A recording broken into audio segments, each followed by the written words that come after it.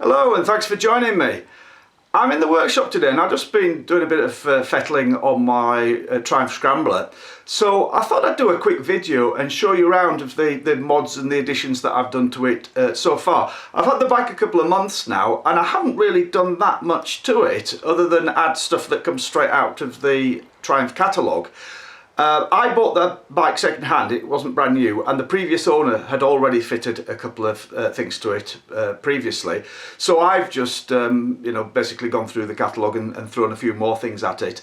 If you've seen my previous videos, particularly the video I did on my KTM, I'm very much of a philosophy of not just throwing loads of money at your bike with accessories and things, but first of all just see how you get on with it, see what you need, what you want, and then gradually over time I tend to adjust my bikes to fit my needs. So that's what I'm doing here. So I'll quickly show you what I've done so far with the Triumph.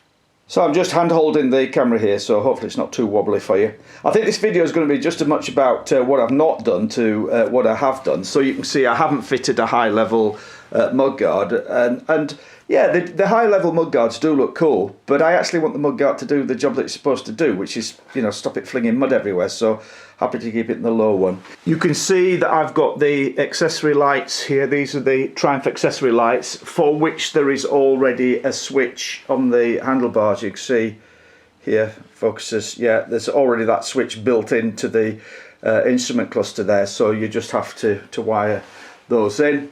See, I've got the small fly screen on there as well. The handguards came with it. It's got the heated handlebar grips as this model as well. Again, that came with them. You'll see that I've fitted a sat-nav mount here and I've powered that in. I did a separate video about how I connected the power up for the sat-nav. This is the TomTom Rider, and I've actually put two little ram bolts here. They screw into the handlebar mount. If I just come down here, you can get a better view of that perhaps. So you can see I've got one on each side, and they're just really useful for then fitting accessories. And also I put this auxiliary power socket in here. I've done a separate video on that.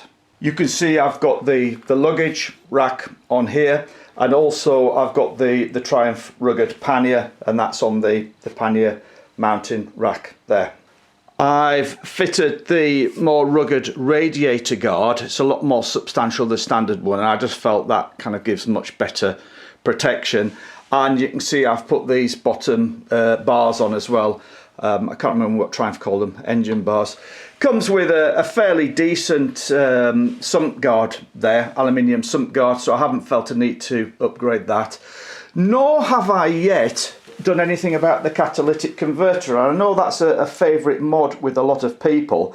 It's winter here. I got the bike, when was it? November time last year, and so I've been riding it in fairly cold weather, and actual fact the heat from the exhaust has been quite welcome during that time. But we'll see as you get around to next summer how I get on with it.